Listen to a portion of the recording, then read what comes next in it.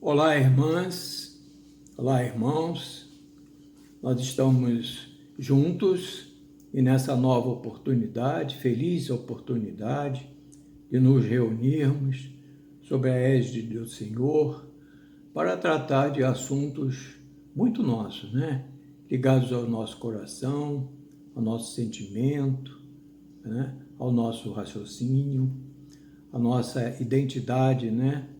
De princípios, de sentimentos, voltados para o plano espiritual, para o Consolador prometido. Nós hoje estamos vinculados aqui a uma tarefa muito digna e uma tarefa que muito nos emociona, que é tratar de assuntos, de estudos, e que nós evidentemente não tratamos sozinhos, todos estudamos, todos nos voltamos para o Evangelho, que é a terceira obra da codificação espírita, que é o Evangelho segundo o Espiritismo. Essa obra está conosco desde 1864, portanto, há 156 anos que ela foi dada à publicidade, né? E quando nós comentamos os estudos, né, os trechos, as parábolas, as matérias que estão no Evangelho segundo o Espiritismo, nós ficamos assim muito emocionados pelas fases de vida que cada um de nós tem, principalmente na nossa casa, nas reuniões fraternas, em que nós atendíamos os nossos irmãozinhos necessitados, e que o Evangelho segundo o Espiritismo foi sempre a nossa porta aberta, né? E as lições de Jesus, aqui nessa terceira obra, fazem parte importante das nossas existências, que é o seu ensino moral. E nós estamos aqui vinculados nessa segunda-feira ao estudo do capítulo 19, com relação também aos seus itens 1 e 5, que é o Evangelho de São Mateus, que Allan Kardec incluiu aqui no título A Fé Transporta Montanhas. E com relação ao Evangelho de São Mateus, que é baseado no capítulo 17, versículos 14 a 20, nós temos o poder da fé. Essa obra de Kardec ela é muito importante dentro da doutrina, né? Porque na parte inicial da obra, nós temos ali dois capítulos da mais alta significação dentro do nosso sentido de religiosidade e de preparo moral. Um deles é no tocante, no que se refere ao objetivo da obra, né? Que está lá no seu capítulo 1, né? E nessas matérias referentes ao Evangelho, Kardec citou muito bem que nós temos cinco itens aí muito significativos que dão sustentação a essa obra. Os atos comuns da vida do Cristo, os milagres, as predições e as palavras tomadas pela Igreja na consideração na formação dos seus dogmas. E há uma outra parte, que é a parte quinta, o ensino moral. Então, a instrução de Kardec e os espíritos que o assessoraram é nesse primeiro sentido, né, de que as 4 primeiras, elas são matéria de controvérsias, né? Mas a última, o ensino moral, está ali intrínseco no Evangelho segundo o Espiritismo, né? Porque esse ensino moral, né, é um terreno onde todos os cultos podem se reunir, quaisquer que sejam as suas crenças, né? Ele não constitui matéria controversa.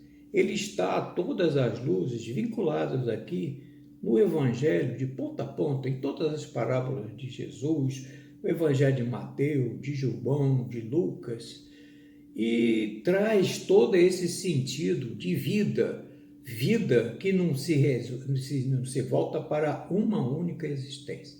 Há uma sucessividade de existências nossas que compõe essa vida que, a rigor, Muitas vezes nós misturamos vida e existência. As existências são múltiplas, mas a vida é uma só, indestrutível. E há, na concomitância ao capítulo 1, um aspecto da mais alta também significação que se trata da vida futura, é o capítulo 2. E nessa vida futura, o que é a vida futura? É exatamente essa convergência de existências sucessivas que nós temos no nosso progresso, no nosso progresso individual, seja ele individual, coletivo, que evoluímos também, progredimos individualmente e também coletivamente, haja vista a matéria de Kardec em Obras Póstumas, que se refere às expiações coletivas, não é? Então, os espíritos que assessoraram Kardec trazem conclusões muito racionais, muito lógicas, em que todas as máximas do Evangelho se reportam a esse grande princípio. Sem a vida futura, dizem eles, nenhuma razão teria de ser a maior parte dos preceitos morais que Jesus traz aqui na obra, né? Aqueles que não creem na vida futura imaginam que Jesus falava apenas da vida presente, ou seja, essa única existência, essa vinculação a uma existência única, né? Então, esse dogma que se tornou assim constante, uma meta da humanidade a ser atingida, eles nos trazem assim a explicação que eles formam assim uma espécie de eixo, né? E em torno desse eixo é o ensino de Jesus, né? E só ele justifica as anormalidades da vida terrena de acordo com a justiça de Deus. Um outro aspecto que também é muito significativo, que nós sempre nos questionamos, é por que Jesus, em inúmeras ocasiões, várias vezes, praticamente falava por parábolas, por alegorias, né? Então há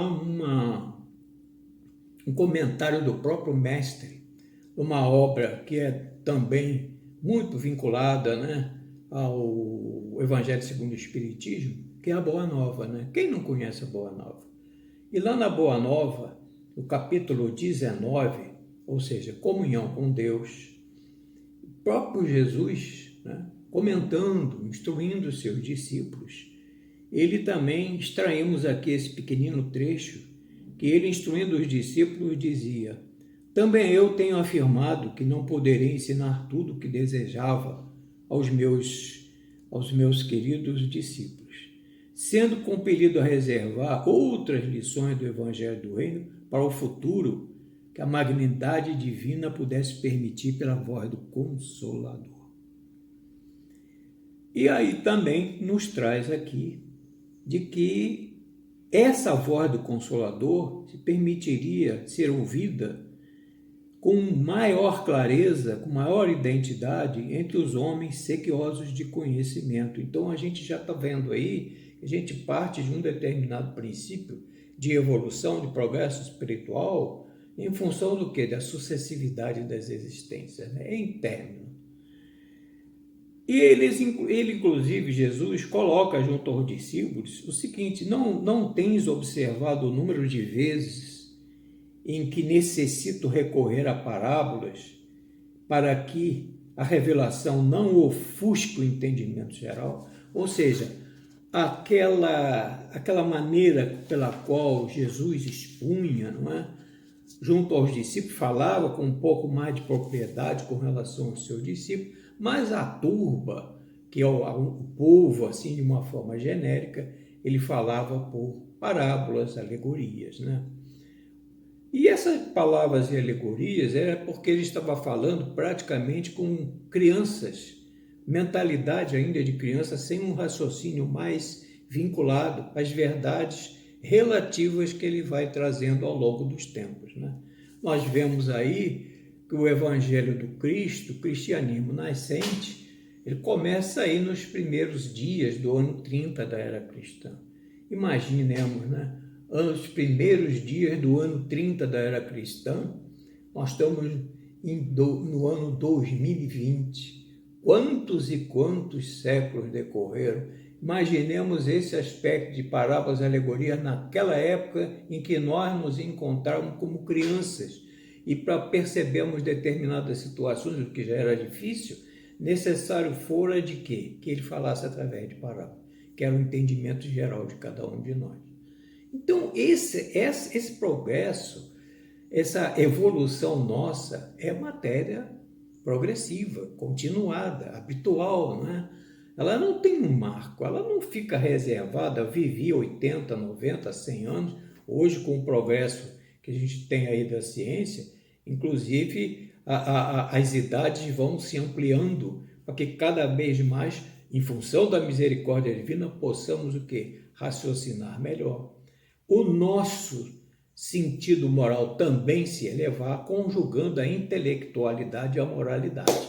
Porque a intelectualidade e a moralidade são essa sustentação da evolução nossa já vista, que no século XIII, apesar de toda aquela noite de 1000 anos, né, da época medieval, até mais ou menos o final do século XVIII, início do século XIX, quando a doutrina espírita foi dada a publicidade por intermédio do Livro dos Espíritos, de 1857. Olha o lapso de tempo decorrido aí e que, em função da própria época medieval, que foi tão nefasta, envolvendo tantos povos, imagine este progresso, a revelia de cada um daqueles, vamos dizer assim, aqueles senhores que impunham a sua vontade, que eram os chefes, o poder temporal dos exércitos, né?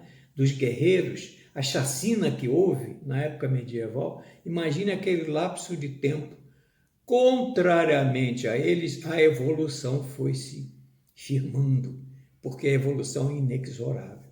Até chegar a Kardec, e tem um marco aí entre o século XIII e o século XIX, que houve uma fase que muitos de nós que estávamos lá embaixo progredimos sim em matéria de inteligência, em matéria de intelectualidade e nos preparando para o progresso moral, né?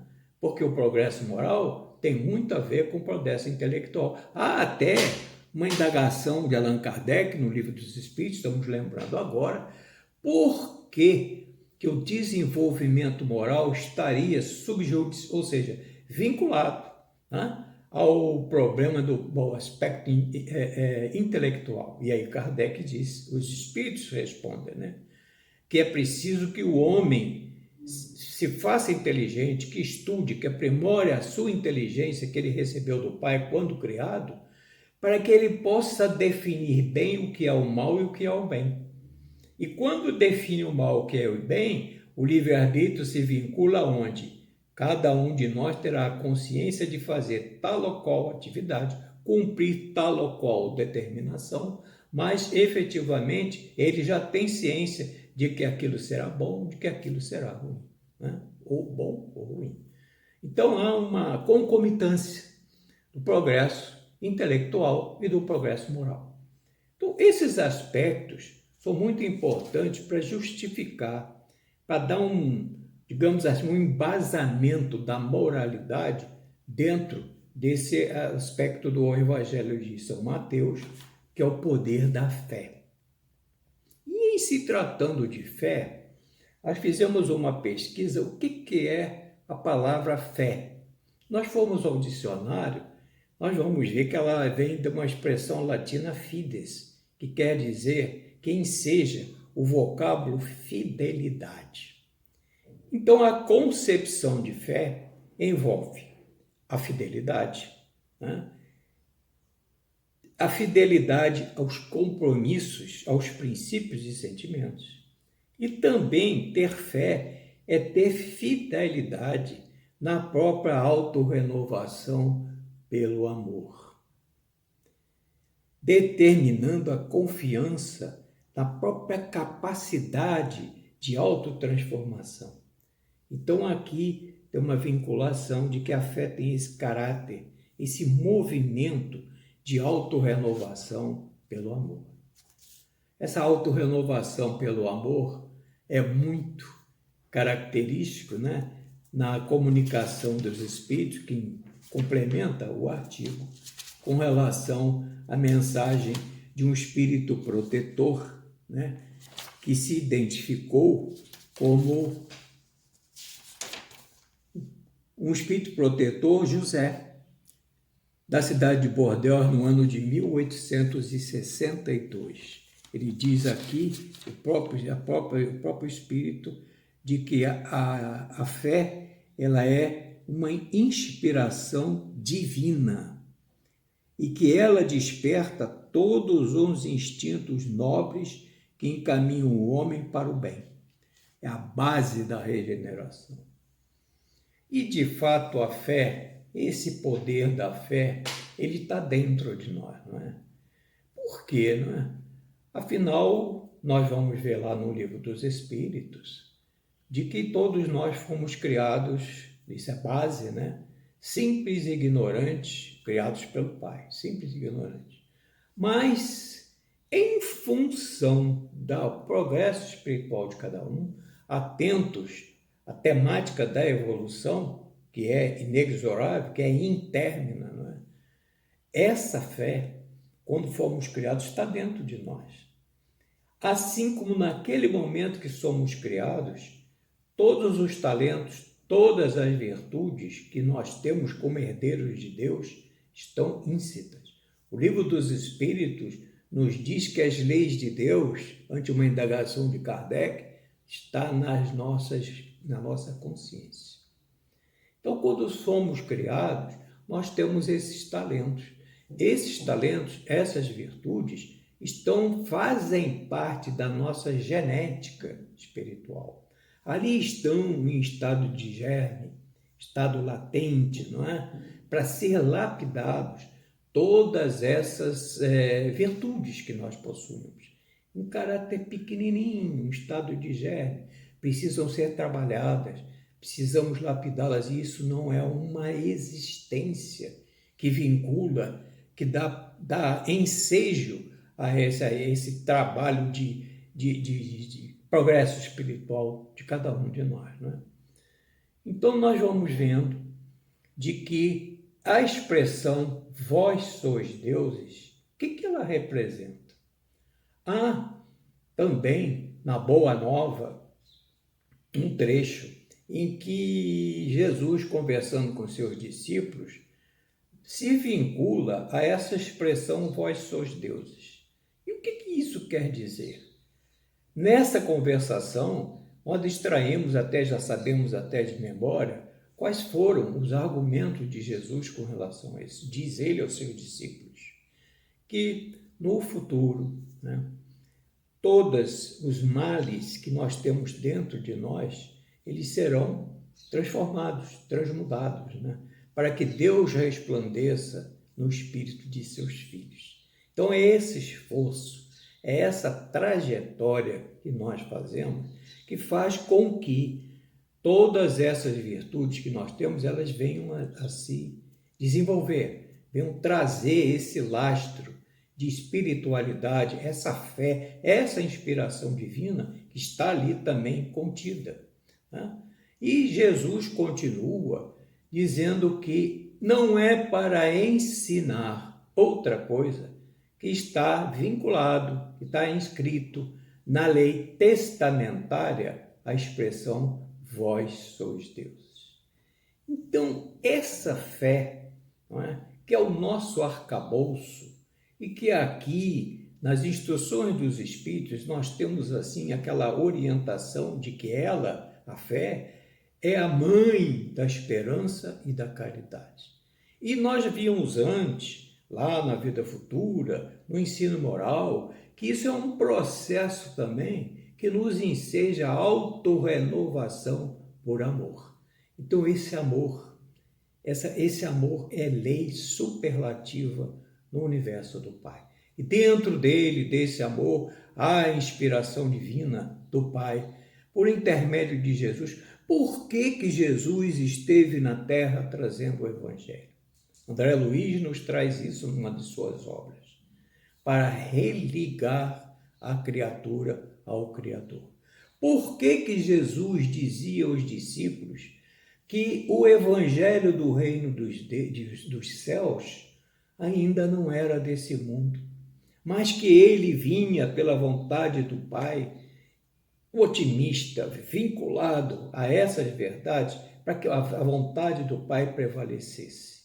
Ele trabalharia, daria o seu sangue, o seu testemunho para fazer essa junção de cada um de nós com o Pai. E o Mestre foi aquele médium de Deus, mensageiro divino, governador e protetor espiritual do planeta Terra, que é que esteve nessa divina peregrinação lá aos tempos do cristianismo nascente, nós já falamos no início, lá nos anos 30, essa tarefa imorredora a cada um de nós, que é essa vinculação ao Pai. Através da fé, como é que nós podemos fazer a vinculação dessa fé dentro de nós? Vincula-se numa concomitância à fé, a prece. E o próprio Jesus, comentando com seus discípulos, lá em Boa Nova, no capítulo de oração, de preces, de pedidos, ele orienta os seus discípulos, que a prece é o luminoso caminho entre o coração humano e a iluminação de Deus, do que vem do Pai. Então, todo esse trabalho, todo esse arcabouço, traz realmente toda essa substância da fé como inspiração divina. Então, basicamente, no Evangelho de São Mateus, nós fizemos um resumo, que dá para entender, é que quando Jesus, em determinado momento, se dirigia ao Tiberíades, onde invariavelmente ele se juntava com a massa, com a turba, com a população, ele, ao se dirigir ao Tiberíades, surge da multidão um senhor que diz a Jesus: tem piedade do meu filho. Ele é tido como lunático. O que é o lunático? A gente, se for ao dicionário, vai ver que lunático é aquele que está sujeito à influência da lua. Mas, em sentido figurado, ele é um maníaco. E por que ele é tido como lunático, ou seja, maníaco? Porque ele se jogava tanto no fogo quanto ele se jogava na água. E aí, esse Senhor diz: eu apresentei o meu filho aos vossos discípulos e eles não curaram o meu filho. Então, Jesus tem essa expressão que é educativa. Ó raça depravada e incrédula, há quanto tempo estarei aqui sofrendo convosco? Até quando? E aí ele, evidentemente, como está lá na Gênesis, em todas as curas, em todos os chamados milagres de Jesus, ele expulsa, saia do corpo dessa criança e, ato contínuo, de imediato, o espírito perturbador deixou o corpo da criança. Os discípulos, então, presentes, ficaram estupefatos. E aí indagaram de Jesus: mas Jesus, por que nós não podemos expulsar o demônio, como vós fazeis? E a resposta de Jesus é essa: por causa da vossa incredulidade, ou seja, falta de fé. Em verdade vos digo, se tivesseis a fé do tamanho de um grão de mostarda, o que é um grão de mostarda? Pode se comparar a um grão infinitesimal de poeira nos domicílios celestiais. E Jesus então orienta: se tivesseis a fé que fosse pelo menos o tamanho de um grão de mostarda, o que aconteceria ali? Dirias a essa montanha que estava ali perto, ao Tiberíades: transporta-te daí para aqui, e ela se transportaria. Nada seria impossível, Então, isso é um fim da síntese, encerrando o que está no Evangelho,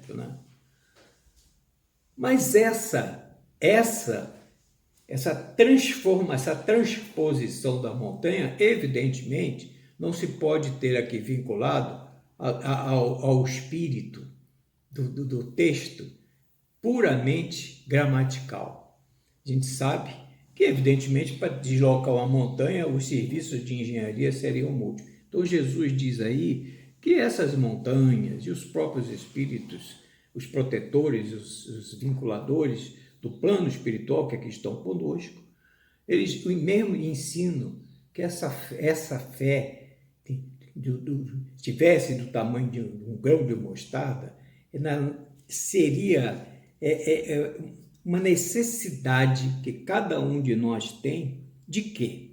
De ter um objetivo nas atividades aqui na Terra. É o reino de Deus em nosso coração, né? Então, esses discípulos, ao fazer esse comentário com Jesus, o Evangelho de São Mateus, ele fala os discípulos, ele não identifica quem era quem. Mas na Boa Nova, há um caso que é exatamente semelhante a esse. É o caso em que, certa feita, Jesus se deslocou para Cesareia de Filipe com João e Tiago. E aí, a Tadeu foi levado uma senhora demente. E foi pedido a Tadeu para que ele curasse expulsasse o demônio daquela senhora. Tadeu, apesar de toda boa vontade, não conseguiu. Só no dia seguinte, quando Jesus retornou na presença amorosa do Mestre, que esta criatura voltou ao seu senso normal. Tadeu, em si mesmado, indaga de Jesus: mas, mestre, por que vós não transferis para cada um de nós, que integra o colégio apostólico, esse poder de expulsar os demônios, os chamados demônios, né? E aí Jesus, em determinado momento, conversando com Tadeu, diz assim: Tadeu, qual é o principal objetivo das atividades da tua vida? Aí Tadeu respondeu: estou procurando realizar o reino de Deus no meu coração. Ora, se assim é, disse Jesus, por que você reclama no adversário em primeiro lugar e não atende às suas próprias necessidades nesse sentido? Nós temos uma situação semelhante a essa daí, nessa concomitância, né? É o capítulo 7, a luta contra o mal, né? Em que esse fato se passou lá próximo a Cesareia de Filipe, também junto ao Tiberíades. Então, essas situações nos levam a vincular a fé, não é? Através de ações nobres, sentimentos nobres, identidade de princípios e sentimentos que nós vamos trazendo dentro do nosso coração, mercê da misericórdia divina, do nosso progresso, do nosso avanço, da nossa, digamos assim, vinculação à fé ativa, produtiva, conscienciosa. É ela que nos indica o quê? A edificação do reino de Deus em nossos espíritos. E também na Boa Nova, Jesus, orientando seus discípulos, comenta esse fato, dizendo que ele vinha sabendo que o reino do céu ainda não era da terra, no momento adequado, mas ele ali estava para buscar trazer junto aos discípulos, junto à turma, pelo menos que o evangelho adentrasse primeiro no coração de cada um de nós, para depois frutificar no espírito dos povos. E, consequentemente, Jesus orienta de que só a luz do amor divino é bastante forte para converter uma alma à verdade. Então, nós vamos verificando que indispensável é identificar, né, edificar em cada um a fortaleza luminosa e sagrada do reino dos céus dentro de cada um de nós. Então, o que essas mensagens esclarecedoras de Jesus nos ensinam? O cultivo em espírito e em verdade da fé viva, ativa, consciencial, ou seja, aquela que nos conscientiza da nossa natureza divina. Vós sois deuses. Todos indistintamente temos essa junção de talentos das nossas virtudes em nosso coração, em nossos espíritos. E essa é a nossa realidade, é a nossa vivência, é a nossa evolução, é o nosso sacrifício, é essa fé maior que nos leva a ultrapassar enfermidades, desesperos, fracassos financeiros. Tudo tem em função da justiça divina, são efeitos que têm uma causa. Se Deus é infinitamente bom e justo, justa há de ser essa causa. Como a nossa fé que está dentro de nós há de ultrapassar todos esses momentos negativos para que a gente possa consolidar o reino dos céus no nosso coração, como Jesus nos trouxe nos seus ensinamentos. Então já estamos no horário, desejamos uma boa tarde a todos e que possamos estar próximos em uma nova reflexão sobre essa matéria e outras tantas que o Evangelho segundo o Espiritismo nos traz. Graças a Deus, até a próxima.